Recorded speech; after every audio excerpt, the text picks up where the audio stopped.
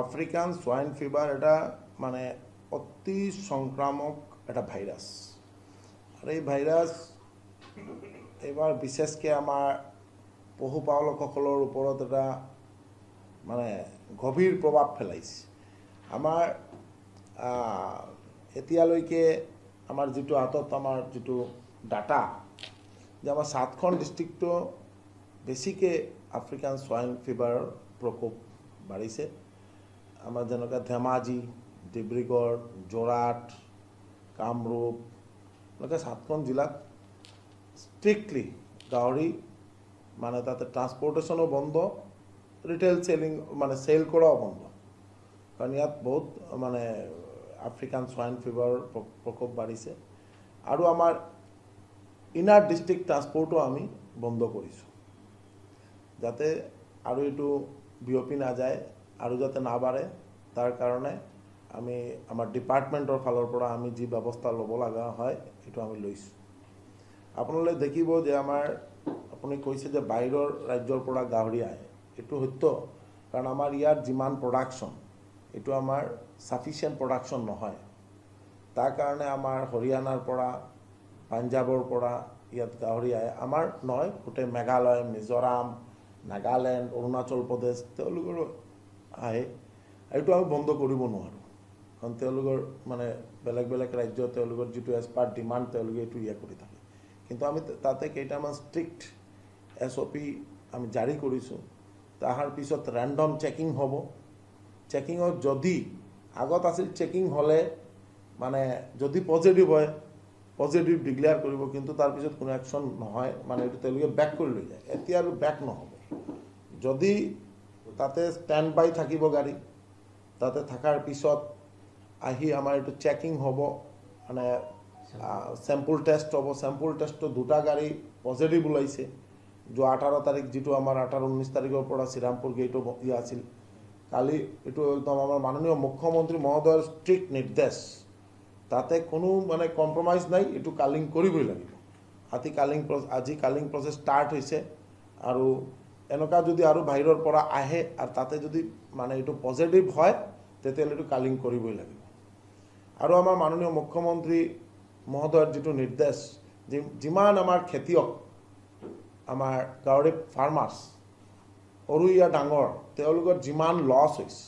এই লছটো কেনেকৈ আমি এজ পাৰ চেণ্ট্ৰেল গভৰ্ণমেণ্টৰ যিটো SOP আৰু যিটো আমাৰ কম্পেনচেশ্যন যিটো আমাৰ দিয়া হয় ষ্টেট গভৰ্ণমেণ্ট 50% চেণ্ট্ৰেল গভৰ্ণমেণ্ট 50% এইটো যাতে খুব সোনকালে আমি আমাৰ গাহৰি পালকসকলৰ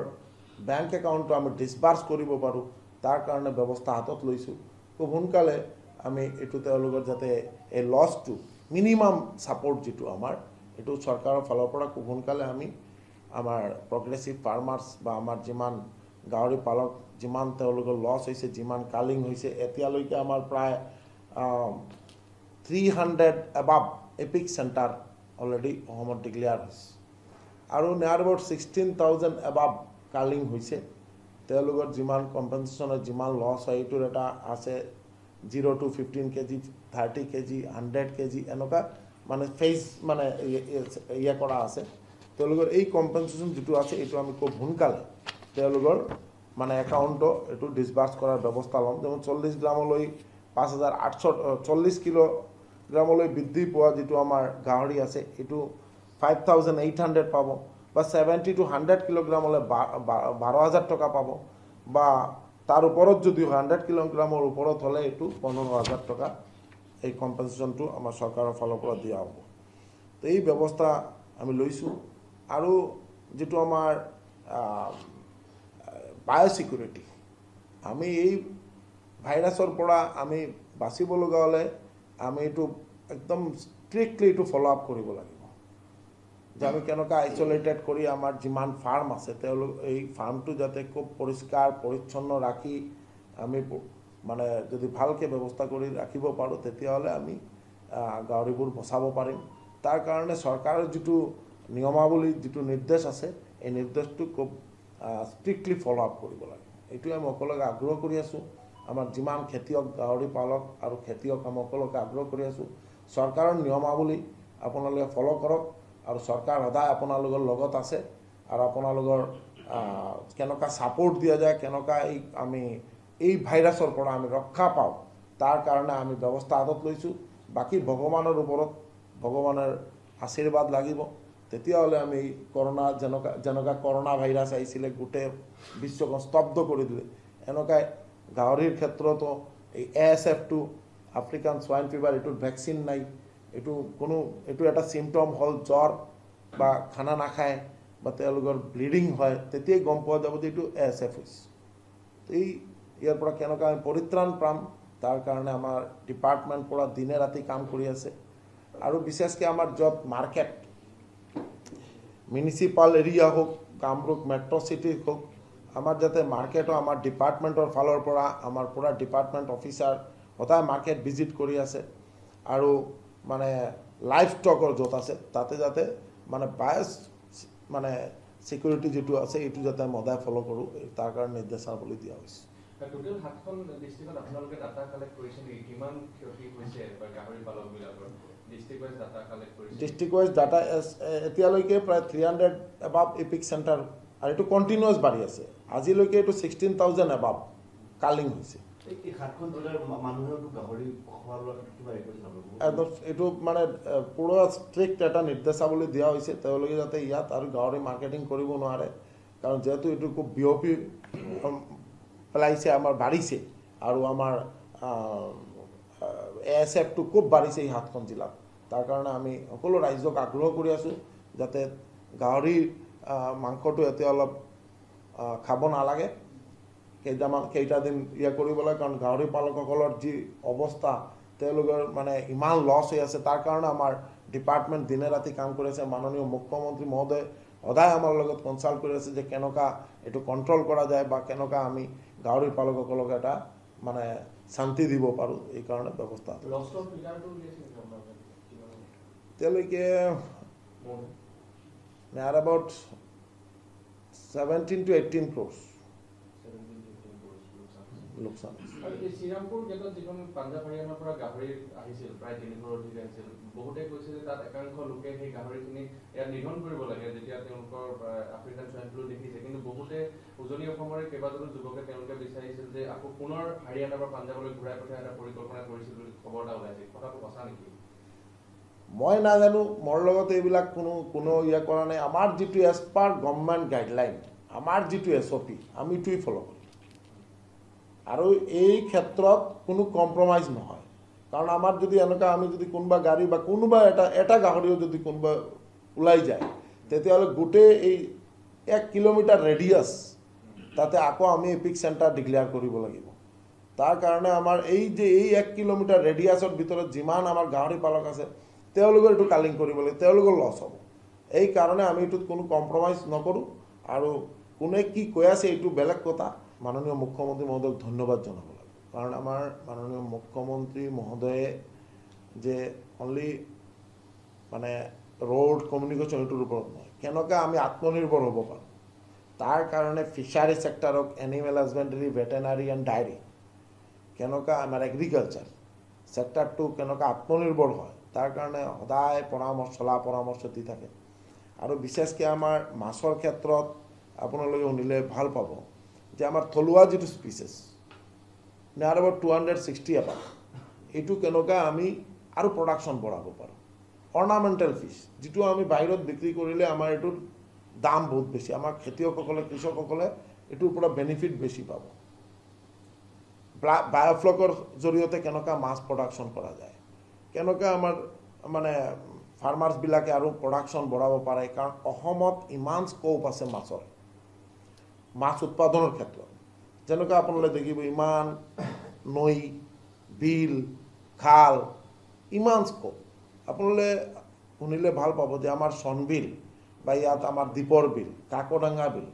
এইবোৰ ডেভেলপ কৰি ইয়াত যাতে 12 মাছ প্ৰডাকশ্যন কৰা যায়, তাৰ কাৰণে মাননীয় মুখ্যমন্ত্ৰী মহোদয় এটা পৰিকল্পনা হাতত লৈছে। আৰু বিশেষকৈ আমি আজি মহামহিম ৰাজ্যপাল তেখেতক আমি ধন্যবাদ জনাব লাগিব, কাৰণ যোৱা 5 আৰু 6 মে মহামহিম ৰাজ্যপালৰ আগ্ৰহ মৰ্মে আমাৰ অসমত এটা কনক্লেভ হৈছিলে। গোটেই ভাৰতবৰ্ষৰ যিমান মৎস্য বিজ্ঞানী তেওঁলোক আহিছিল এই কনক্লেভৰ চলা পৰামৰ্শ দিছে এটা সংকল্প লৈছোঁ যে কেনেকুৱা আমি মাছৰ ক্ষেত্ৰত আৰু আমি আগবাঢ়ি যাব পাৰোঁ আৰু আমাৰ মাননীয় মুখ্যমন্ত্ৰী মহোদয়ৰ এটা টাৰ্গেট আছে যে অহা 2030 ভিতৰত আমি মিনিমাম 7 লাখ মেট্ৰিক টন মাছ আমি অসমত উৎপাদন কৰিব লাগে কাৰণ আমাৰ বাহিৰৰ পৰা যাতে অসমৰ মাৰ্কেটটো কণ্ট্ৰল নকৰে আমি যাতে বাহিৰৰ বজাৰটো আমি কণ্ট্ৰল কৰিব পাৰোঁ বিশেষকৈ নৰ্থ ইষ্টৰ বজাৰ অসমে যাতে কণ্ট্ৰল কৰিব পাৰে তাৰ কাৰণে মাননীয় মুখ্যমন্ত্ৰী মহোদয়ৰ এটা আগ্ৰহ তাৰ কাৰণে আমি অলৰেডি যি ব্যৱস্থা হাতত লৈছোঁ আৰু আমাৰ বিশেষকৈ প্ৰধানমন্ত্ৰী নৰেন্দ্ৰ মোদীজী বিশেষত ফিচাৰী সেক্টৰৰ আপলিফমেণ্টৰ কাৰণে 2020 প্ৰধানমন্ত্ৰী মৎস্য সম্পদা যোজনা এটা প্ৰকল্প হাতত লৈছিল আৰু স্বাধীনতাৰ পিছত এইটো এটা হাইয়েষ্ট নিবেশ প্ৰধানমন্ত্ৰী মহোদয়ে যেটো আগ্ৰহ মৰ্মে হৈছে 20,050 crores মাছৰ সেক্টৰ ফিচাৰী সেক্টৰৰ নিবেশ কৰা হৈছে আমি অসমে আমি প্ৰপোজাল পঠাইছিলোঁ প্ৰধানমন্ত্ৰী মৎস্য সম্পদা যোজনাত 544 crores কিন্তু সেন্ট্ৰাল গভৰ্নমেন্টে ইউনিয়ন মিনিস্ট্ৰি আমাক 550 crores অনুমোদন দিলে তাৰ জৰিয়তে আমি দৰঙত এটা aqua fish park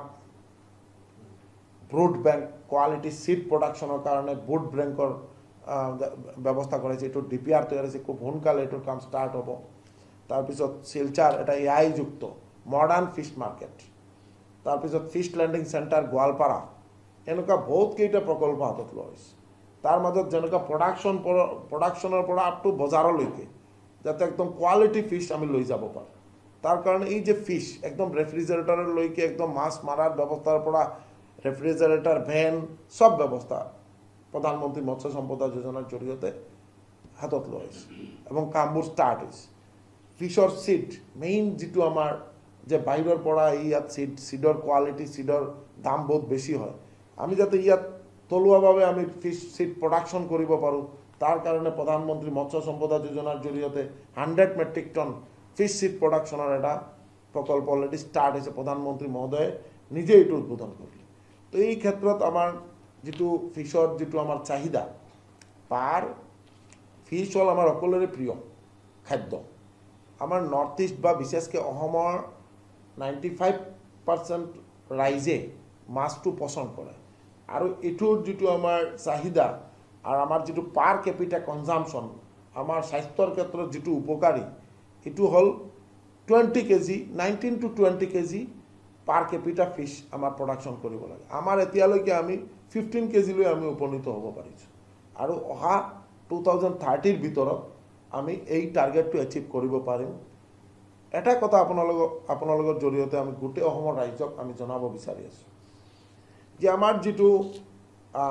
1953 fishery policy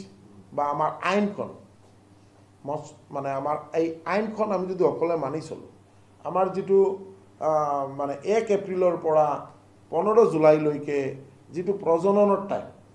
এই পিৰিয়ডত আমি যদি মাছ না মাৰোঁ আমি ঘন জালেৰে আমি যদি মাছ না মাৰোঁ আমি ডিম্বাণুযুক্ত মাছ আমি যদি না মাৰোঁ আমি যদি বজাৰজাত নকৰোঁ বজাৰত যদি ডিম্বাণুযুক্ত মাছ বিক্ৰী নহয় গোটেই ৰাইজ যদি জাগৰিত হয় তেতিয়াহ'লে 30 নহয় 2027-28 ভিতৰত এই টাৰ্গেট এচিভ কৰিম 7 লাখ মেট্ৰিক টন গোটেই অসমত উভয় নদী হৈ পৰিব মাছৰ প্ৰডাকশ্যন এই কাৰণে আপোনালোকৰ জৰিয়তে গোটেই অসমৰ ৰাইজক হাত জোৰ কৰি আমি নিবেদন কৰি আছো যাতে এই 1 এপ্ৰিলৰ পৰা 15 জুলাইলৈকে আমি কোনো যাতে প্ৰজননৰ পিৰিয়ডত আমি মাছ না মাৰোঁ আৰু ডিম্বাণুযুক্ত মাছ যাতে বজাৰজাত নহয় আৰু তাৰ পিছত যে 2 মাহ সৰু মাছৰ পোৱালিগুলা পোনাবিলাক আমি যাতে না মাৰোঁ আমি যাতে বজাৰজাত নকৰোঁ তেতিয়াহ'লে আমাৰ মাননীয় মুখ্যমন্ত্ৰী মহোদয়ৰ যেটো আগ্ৰহ যেটো টাৰ্গেট বা গোটেই অসমৰ ৰাইজৰ যেটো চাহিদা এটো 100% পূৰণ হ'ব আৰু অহা 2027-28 আমি নৰ্থ ইষ্টৰ গোটেই বজাৰ আমি দখল কৰিব পাৰিম আমি বেংগলৰ বজাৰ দখল কৰিব পাৰিম আমি কোৱালিটি ফিশ প্ৰডাকশ্যন কৰিব পাৰিম এনেকুৱা বহুত ব্যৱস্থা আমি লৈছোঁ আৰু সকলোকে আগ্ৰহ কৰিছোঁ যাতে আপোনালোকে সকলোৱে মিলি আমাক এই সহায় সহযোগিতা কৰে মন্ত্ৰী হিচাপে আপুনি ভাল পদক্ষেপ লৈছে কিন্তু ভেটেনাৰী ফিল্ড অফিচাৰে একো ব্যৱস্থা কৰা নাই যাৰ কাৰণে কণীৰ বহুত দাম হৈছে কণীৰ দাম শেহতীয়াভাৱে বহুত বাঢ়ি গৈছে আৰু এটা সিন্ডিকেটো চলি থকা বুলি কয় কণীৰ ক্ষেত্ৰত কি কয় আমি মন্ত্ৰী হোৱাৰ পিছত আৰু য'ত ডক্টৰ হিমন্ত বিশ্ব শৰ্মা মুখ্যমন্ত্ৰী মহোদয় আসীন আছে অসমত কোনো সিন্ডিকেট টিন্ডিকেট 2 নম্বৰী কৰাপশ্যন নচলিব আৰু য'ত আমি আছোঁ আপোনালোকে দেখিব আমাৰ বেছি দিন হোৱা নাই 9-10 মাহ হৈছে এই মিনিষ্ট্ৰীত আমি মানে পৰিচালনা কৰাৰ সুযোগ পাইছোঁ কণী আমাৰ কিমান জৰুৰত কিমান প্ৰয়োজন আমি ইয়াত আমাৰ লোকেলি যিটো অসমত আমাৰ উঠান প্ৰডাকশ্যন কৰি থাকোঁ স্কেটাৰ্ড ৱেতে আমাৰ যিটো হয় এইটো near about 25 lakhs to 26 lakhs piece per day production হয় আমাৰ অসমত কিমান মানুহ আছে 3,50 লাখ আমাৰ ৰাইজ আছে আৰু কণীটো অকলে পচন্দ কৰে পুষ্টিকৰ আহাৰ আৰু কণী যদি একজনে এটা খায় আমি ভাবিলোঁ 30% মানুহে যদি খায় আমাৰ কিমান লাগিব 1,20 লাখ পিচ কণী লাগিব এই কাৰণে আমাৰ মাননীয় মুখ্যমন্ত্ৰী ডক্টৰ হিমন্ত বিশ্ব শৰ্মা মহোদয়ে যি আগ্ৰহ কৰিলে এডভান্টেজ আছাম 2 যাতে যিমান বাহিৰৰ পৰা যিমান ডাঙৰ ডাঙৰ কোম্পানী তেওঁলোকেও আগ্ৰহ কৰিছে আহিছে যাতে ইয়াত লেয়াৰ ফাৰ্মিং হয় ইয়াত ডিম প্ৰডাকশ্যন হয় আমিও ব্যৱস্থা হাতত লৈছোঁ আমাৰ লোকেলি বহুত কেইজন প্ৰগ্ৰেছিভ ফাৰ্মাৰ আমাৰ আগবাঢ়ি আহিছে তেওঁলোকে ইয়াত লেয়াৰ ফাৰ্মিং কৰিব কণী প্ৰডাকশ্যন কৰিব আপোনালোকে গম পাইছে যে আমাৰ কিমান ডিফাৰেঞ্চ আছে মিটৰ ক্ষেত্ৰত কণীৰ ক্ষেত্ৰত গাখীৰৰ ক্ষেত্ৰত প্ৰত্যেকটা ক্ষেত্ৰত আমি বাহিৰৰ ওপৰত ডিপেণ্ডেণ্ট আমি নিজে আত্মনিৰ্ভৰ হোৱাৰ কাৰণে নিজে সেল্ফ সাফিচিয়েণ্ট হোৱাৰ কাৰণে নিজে আমি প্ৰডাকশ্যন কেনেকুৱা বঢ়োৱা যায় তাৰ কাৰণে আমি ব্যৱস্থা হাতত লৈছোঁ আজি প্ৰত্যেকটা ক্ষেত্ৰত আমি ভাগ্যৱান যে মাননীয় মুখ্যমন্ত্ৰী মহোদয়ে মানে চলা পৰামৰ্শ সদায় আমাক দি থাকে আৰু আমি আপোনালোকে দেখিব অহা 2027-28 ভিতৰত আমি এটা টাৰ্গেট যে আমি অসমত মিনিমাম আমি 50% to 60% কণী অসমত প্ৰডাকশ্যন কৰিব পাৰোঁ তাৰ ব্যৱস্থা অলৰেডি প্ৰচেছত আছে দামটো যিটো বাঢ়িছে বজাৰত দাম বাঢ়া নাই যদি কোনোবা জেগাত কি হৈছে আমি আজি অৰ্ডাৰ দিম মাৰ্কেটত চেক কৰিব যদি হয় একশ্যন লোৱা হ'ব তাতে কোনো আমি এতিয়ালৈকে আমাৰ তাতে কোনো মেছেজ নাই যে এনেকুৱা দাম বাঢ়িছে বা কোনোবা অবৈধ বেপাৰীয়ে মানে কোনো অবৈধ কাম কৰি আছে যদি এনেকুৱা হয় একদম 100% আপোনালোকে বিশ্বাস কৰক মই একশ্যন ল'ম